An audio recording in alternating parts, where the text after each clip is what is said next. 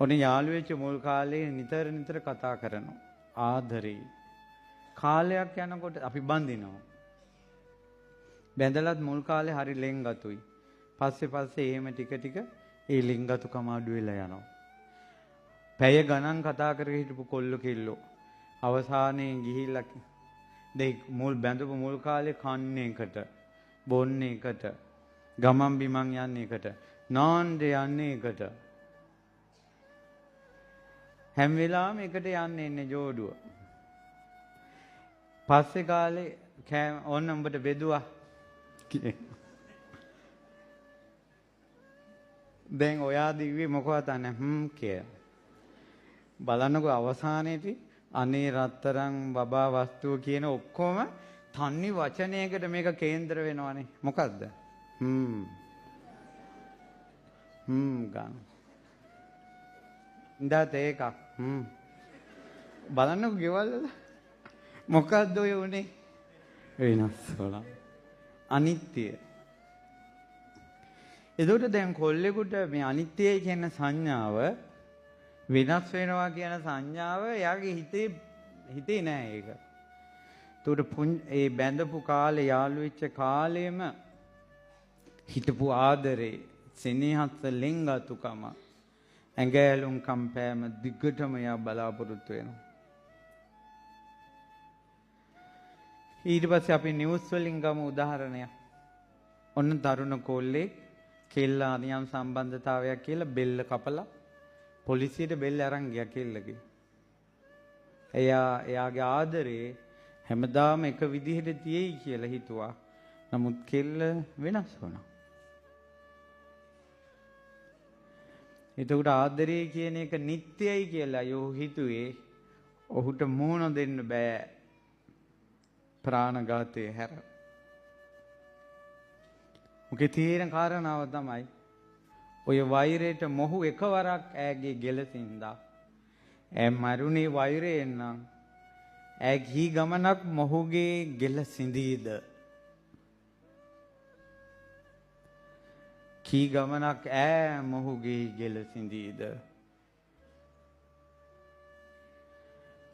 ඒ නිසා ඔය පෞල් ප්‍රශ්නවලදී ගොඩාක් පෞල් ප්‍රශ්න තමයි ඔයා කලින් හොඳට හිටියා දැන් එහෙම නෑ. ඔයා කලින් මං ගැන හිව්වා දැන් එහෙම නෑ. ඇයි ඔයාට මොකද උනේ? මේ හැම එකටම අම්මේ තාත්තේ පින්වතුනි පුළුවන් නම් තනි වචනයක් දාගන්නකො. සබ්බේ සංඛාරා අනිච්චා. සියලු සංස්කාර අනිත්‍යයි. මේක වෙනස් වෙනවා කියන එක දැක ඔයා ගෘහණියක් විදිහට බිරිඳක් විදිහට ඔයාගේ යුතුයකම් ටික ඉෂ්ට කරගෙන ඔය ආදරේ හැමදාම බලාපොරොත්තු වෙන්නේ නැතුව අනිත්‍යම බලාපොරොත්තු වෙවි. මේ දරුවන්ගේ සෙනෙහස හැමදාම බලාපොරොත්තු වෙන්නේ නැතුව අනිත්‍ය බලාපොරොත්තු වෙවි. හොඳ නම හැමදාම බලාපොරොත්තු වෙන්නේ නැතුව අනිත්‍යම බලාපොරොත්තු වෙවි. ලාභ යසාය සනින්දා ප්‍රශංසා සැප දුක. අද මම එනකොට ප්‍රවෘත්තියක් ඇහුණා. හොඳට හිටපු ආන්දර නමකගේ ෆොටෝ AI වලින් ෆොටෝ වගේක් හදලා දාලා කියලා ආන්දර හරි කනගාටුවටපත් වෙලා සීද්දි වෙනසාගෙන. ඉතින් අපිට එන හොඳත් නිට්ටය නෑ. නරකත් නිට්ටය නෑ. මේ අනිත්‍යයි කියන එක මේකට ඔරොත්තු දෙන එක හාන්දුරු නමක් ළඟවත් තිබ්බේ නැත්තම් මේ ජීවිතේ හැටි කල් පවතින්නේ නෑ. මේ ජීවිතේ නම් ඒ හැටි කල් නොපැවතුනට කමක් නෑ. මරුණාට පස්සේ හොඳ තැනකට යනවා නම් මරණින් මත්තේ යන්නේ තවත් කල්යාණ මිත්‍රයෝ ළඟටද? සුරක්ෂිත තැනකටද? කොච්චර භයානක සංසාරයක්ද?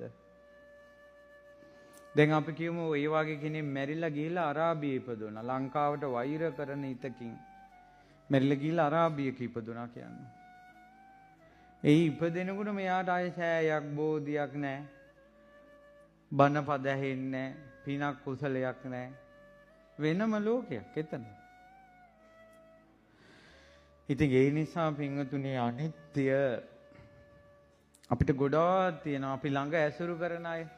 අපි එක එක්කෙනාට ආදරය වෙන්නේ, සෙනෙහස වෙන්නේ, ලෙන්ගතු වෙන්නේ. එයාලගේ එක එක හොඳ ගතිගුණත් එක්ක අපි පෑහෙනවා. මෙයා හොඳ කෙනෙක්, මෙයා ගුණවත් කෙනෙක්, මෙයාට මං ගැන තේරෙනවා, මෙයාට තේරුම් ගන්න පුළුවන්, මෙයා මගේ ධාතු ස්වභාවයත් එක්ක ගැලපෙනවා. අපි හොඳට සෙට් වෙන චරිත කියලා. සෙට් වෙන චරිත වුණත් අනිත්‍යමයි. ඒතර පොඩි වෙනස්කමකදී හිත ගැටෙනවා, හිත කම්පා වෙනවා. මම හිතුවේ නෑ ඔයා මට මෙහෙම කරයි කියලා. ඇයි ඒ? එහෙම හිතන කෙනා අනිත්‍යයි කියන එක ඇතුළට කාවද්දාගෙන නැහැ. මම මේ කියන්නේ මටත් තියෙන ප්‍රශ්න, ඔබටත් තියෙන ප්‍රශ්න. මම මේකෙන් මිදිලා නෙවෙයි. නමුත් දහම අපි මොදවන දහමක් තියෙනවා. ඉතින් මම මේක ගත්තේ නැත්තම් මමත් විඳවයි, ඔබ ගත්තේ නැත්තම් ඔබවත් විඳවයි.